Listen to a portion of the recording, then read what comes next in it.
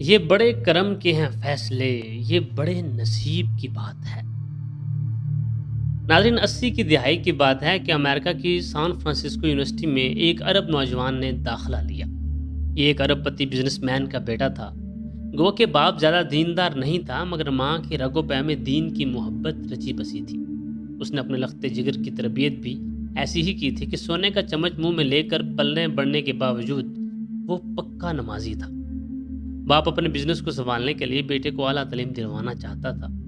یہ نوجوان San Francisco university میں MBA کے لیے داخل ہو گیا۔ اس نے وہاں دیکھا کہ بوائے فرینڈ گرل فرینڈ کا کلچر عام ہے، نیم اریاں لڑکیاں ہیں، اور جو بھی مسلمان یہاں تعلیم حاصل کرنے کے لیے آتا ہے وہ مذہب کو بالائے طاق رکھ دیتا ہے، یہاں تک کہ نماز پڑھنا بھی چھوڑ دیتا ہے۔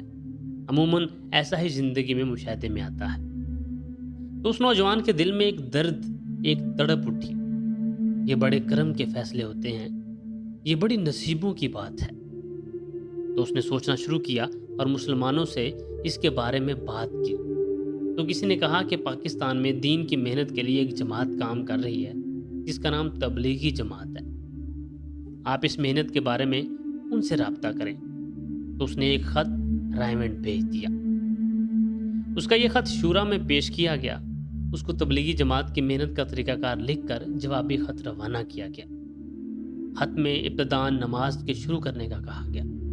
جب اس کو خط ملا تو اس کی حوصلہ افزائی ہوئی۔ پھر عرب تو عرب ہیں، اس نے سان فرانسسکو یونیورسٹی کے میدان میں کھڑے ہو کر اذان شروع کر دی۔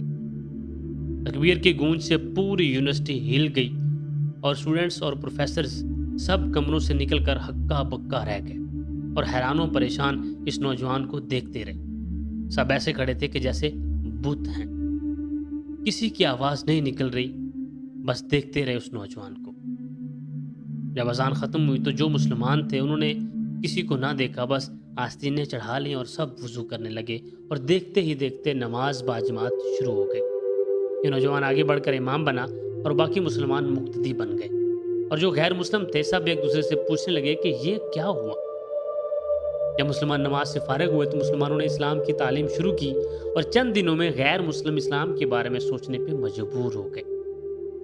پھر سہروزے کی جماعت طلبہ کی نکلی۔ ایک گارڈن میں انہوں نے سہروزہ لگایا کیونکہ وہاں کوئی مسجد نہ تھی۔ لوگ ان نوجوانوں کو دیکھتے تھے، یہ وہاں گارڈن میں گشت، تعلیم و تعلم، نماز، سارے اعمال کرتے رہے، اور غیر مسلم اس جماعت کو دیکھتے رہے۔ یہ جماعت رائمنڈ مرکز کی ہدایات کے مطابق کام کرتی رہی۔ یہ نوجوان گیا تو MBA کے لیے تھا، بس اسے دین کی محنت کا ایسا چسکا لگا کہ یہ پورے 8 برس تک وہاں دین کی دعوت کا کام کرتا رہا۔ جب کام شروع کیا تھا تو شہر میں ایک مسجد بھی نہیں تھی۔ 8 سال میں 30 مساجد بن گئی۔ اب ان میں سانتا کلارا کی ایک مسجد میں بیک وقت 4000 افراد نماز پڑھتے ہیں۔ اس دوران کتنے لوگ دائرہ اسلام میں داخل ہوئے، اس کا اندازہ اس بات سے لگا لیں کہ اب سان فرانسسکو میں مسلمانوں کی تعداد 1.5 لاکھ سے بھی زائد ہے۔ داریل عبدالرحمن بھی انہی میں سے ایک ہیں۔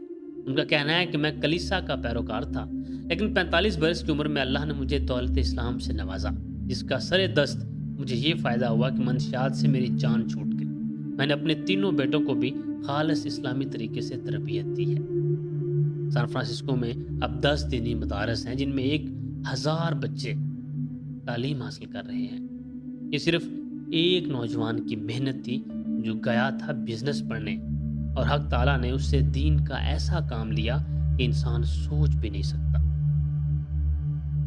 یہ بڑے کرم کے ہیں فیصلے، یہ بڑے نصیب کی بات ہے۔ اللہ تعالیٰ ہم سب کو دین اسلام کی سربلندی کے لیے زیادہ سے زیادہ محنت کرنے کی توفیق عطا فرمائے۔ آمین ثم آمین۔